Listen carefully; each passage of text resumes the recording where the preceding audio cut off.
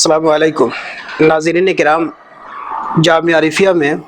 شعبہ دعویٰ کا قیام 2012 میں عمل میں آیا۔ اس کا مقصد یہ تھا کہ جو علوم مدارس میں پڑھائے جاتے ہیں اور مدارس میں فضیلت یا دورہ کر کے جو ہمارے طلباء باہر آتے ہیں، تو علوم اسلامیہ کے جتنی بنیادی شاخیں ہیں، وہ چاہے تفسیر ہو، حدیث ہو، فقہ ہو، تصوف ہو، وہ سب کچھ پڑھ کے آتے ہیں۔ لیکن ایک چیز کی جو کمی رہ جاتی ہے وہ ہوتی ہے کیا کہ ایک تحقیقی نظر پیدا نہیں ہوتی ہے، تنقیدی ذوق پیدا نہیں ہوتا ہے۔ چیزوں کو اور دلائل میں مقارنہ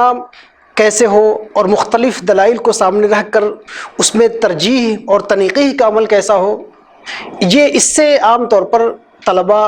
واقف نہیں ہوتے ہیں۔ دوسری ایک بڑی کمی ہوتی ہے ہمارے مدارس کے فارغین میں کہ وہ اپنی بات دوسروں تک کیسے پہنچائیں، مدعو تک اپنی بات کیسے رکھیں، مدعو سے ان کا تعلق کیسے ہو۔ تو مدعو سے تعلق اور مدعو سے کمیونیکیشن، یعنی جن لوگوں تک اپنی بات پہنچانی ہے ان لوگوں تک اپنی بات کیسے پہنچائیں، اس رمز سے، اس اصول سے واقف نہیں ہوتے ہیں۔ اس کی وجہ یہ ہے کہ اسلام کی جو دعوت ہے، دین کی جو بات ہے، اس کے لیے جس محبت اور خدمت اور تواضع کی ضرورت ہوتی ہے،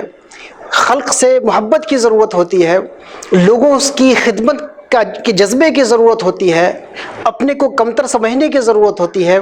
اور مختلف برے حالات میں کیسے اپنے آپ کو سروائیو کرنا ہے، کیسے ایڈجسٹمنٹ کرنی ہے، اس سے ناواقفیت ہوتی ہے۔ اس لیے ان چیزوں کو سامنے رکھ کر کے یہ شعبہ قائم ہوا تاکہ فضیلت کرنے کے بعد ہمارے فضلاء، ہمارے علماء خانقاہ عارفیہ میں، مدرسہ عارفیہ میں، جامعہ عارفیہ میں رہ کر داعی اسلام شیخ ابو سعید شاہ احسان اللہ محمدی صفوی کی خدمت فیض میں رہ کر ان سے دعوتی تربیت لے سکیں، ان سے انسانی جذبات کو پروان چڑھا سکیں، ان سے اسلامی اخوت کو سمجھ سکیں، ان سے عشق الہی اور خدمت خلق کے جذبات اپنے اندر پروان چڑھا سکیں، اور دوسری طرف یہاں کے بالغ نظر علماء کی خدمت میں رہ کر